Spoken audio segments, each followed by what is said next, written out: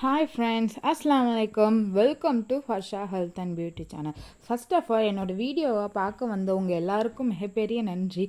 நான் உங்களோட ப்ரிஷியஸான டைம் ஒதுக்கி என்னோட வீடியோ பார்க்கறதுக்காக. நான் இன்னைக்கு உங்களுக்கு ஒரு ஹெல்த்தியான பிரேக்ஃபாஸ்ட் ரெசிபி தாங்க கொண்டு வந்திருக்கேன். திடீர்னு ஐயோ என்னடா பண்ணுறது, மாவு தீந்துருச்சு அந்த மாதிரி நினைக்கிற டைமில் சட்டுன்னு இந்த தோசை செஞ்சிடலாங்க. ஒரு 5 நிமிஷத்தில் இந்த தோசை வேலை முடிஞ்சிடும். இதுவும் இல்லாமல் வெயிட் லாஸ் பண்ணணும்னு நினைக்கிறவங்க இந்த டிஷ்ஷை கண்டிப்பாக செஞ்சு சாப்பிடலாம்.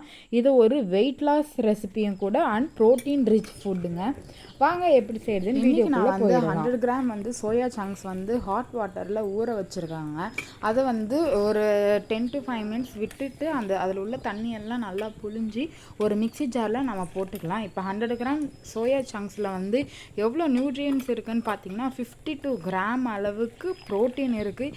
இதோட கலோரிஸ் எவ்வளோன்னு பார்த்தீங்கன்னா வெறும் 70 கிராம் கலோரிஸ் தாங்க இருக்குது. ஸோ இது வந்து ரொம்ப ஹெல்த்தி தான். அதுக்கப்புறம் ஒரே ஒரு தக்காளியை வந்து தண்ணியில் நான் இந்தமாரி வேக வச்சு எடுத்துக்கிட்டேன். அதுக்கப்புறம் 2 பச்சை மிளகா ஆட் பண்ணி நாம் நல்லா மிக்சியில் அரைச்சிட்டு வந்துடலாம். இது ரொம்ப பேஸ்ட் மாதிரிலாம் வந்திருக்காதுங்க. ஸோ மீல் மேக்கர் அதனால் ஒரு மாதிரி குறன்னு தான் இருக்கும். ஸோ நம்ம அரைச்சிட்டு வந்த மீல் மேக்கரை ஒரு கிண்ணியில் ட்ரான்ஸ்ஃபர் பண்ணிக்கலாம். இது கூட நான் வந்து 1 கப் அளவுக்கு கோதுமை மாவு, 1/2 கப் அளவுக்கு அரிசி மாவை ஆட் பண்ணி எடுத்திருக்கேன். இதெல்லாமே வந்து மெஷர்மெண்ட் கப்பில் தான் எடுத்திருக்கேன். ஆட் பண்ணிக்கோங்க. உங்களுக்கு ஒரு வேளை இது வந்து ரொம்ப ஒரு மாதிரி கொலன்னு இருக்கிற மாதிரி இருக்குது அப்படின்னா கூட 1 கப் கோதுமை மாவு 1 கப் அரிசி மாவு ஆட் பண்ணிக்கலாங்க. ஒரு பிரச்சனையும் இல்லை. 1 கப் அளவுக்கு துருகின கேரட் இப்போ நான் எடுத்து ஆட் பண்ணிக்கிறேன். இது எல்லாத்தையும் போட்டு கொஞ்சம் நல்லா மிக்ஸ் பண்ணிக்கலாம். மிக்ஸ் பண்ணதுக்கப்புறம் 1/2 கப் அளவுக்கு வெங்காயம் இதையும் போட்டு நல்லா மிக்ஸ் பண்ணிக்கலாம். 1லேருந்து 2 டீஸ்பூன் அளவுக்கு வந்து நம்ம ஜீரகம் ஆட் பண்ணிக்கலாங்க. ஜீரகம் நீங்கள் ஆட் பண்ணிங்கன்னா டேஸ்ட் நடுவில் கடிப்படும்போது நல்லா டேஸ்டியாக இருக்கும்.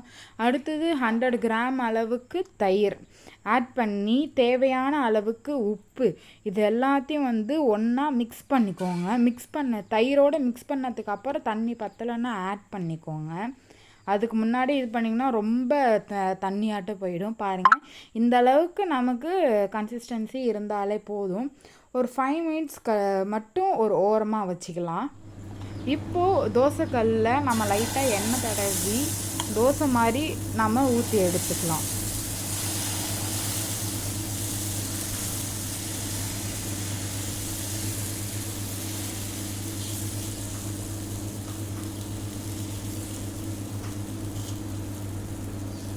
தோசை ஊற்றுனதுக்கப்புறம் ஒரு மூடி போட்டு வேக வச்சுக்கலாம்.